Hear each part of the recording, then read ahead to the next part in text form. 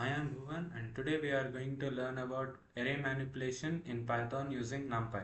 So what is numpy? Numpy is a powerful Python library for numerical computing. It provides support for large multi-dimensional arrays and matrices, efficient operations on arrays using vectorization. As you all know that arrays are not available in Python. So you need to install the library numpy and you need to use the arrays using numpy. So what are the key features? It is fast, efficient, and it has built-in mathematical functions, and it supports broadcasting. That means you can, if you apply single operation, it applies on all of the elements in that particular array, and it is useful in data science, machine learning, and scientific computing. So why do we use numpy over lists? Performance. NumPy arrays are faster and use less memory than Python lists.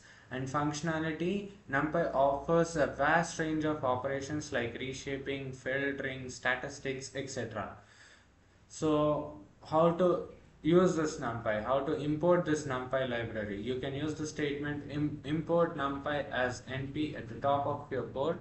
And so how do you access an array? You can access an array by giving the statement like array is equals to np.array, and you can mention the elements in square brackets. So this is the syntax for accessing an array, and the output is one, as you can see on the screen. And this is how you do indexing in the numpy arrays.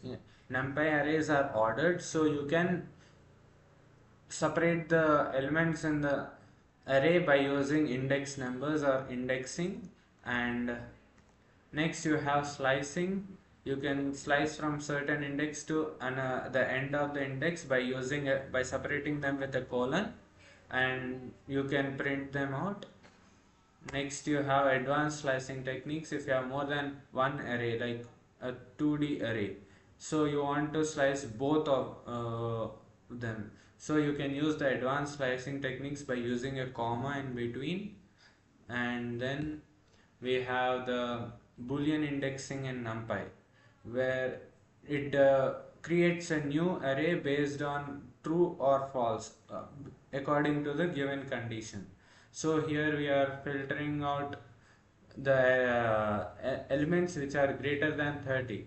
So 40, 50, 60 are getting stored in filtered as another array, and you can print them out.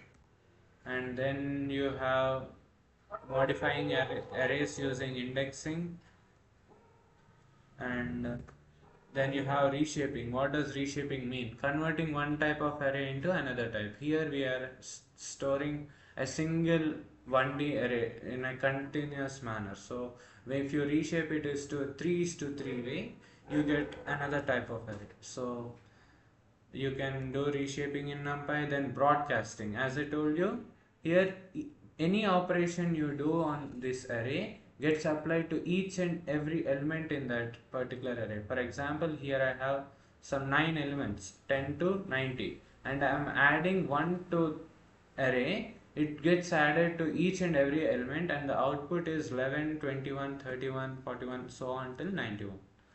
And this is broadcasting. And in real world, how is this useful? So for converting Celsius to Fahrenheit, for a small example, if you want to convert from Celsius to Fahrenheit, if you apply this single formula, it converts the each and every element in that particular Celsius array. It converts them into Fahrenheit and gives the required output.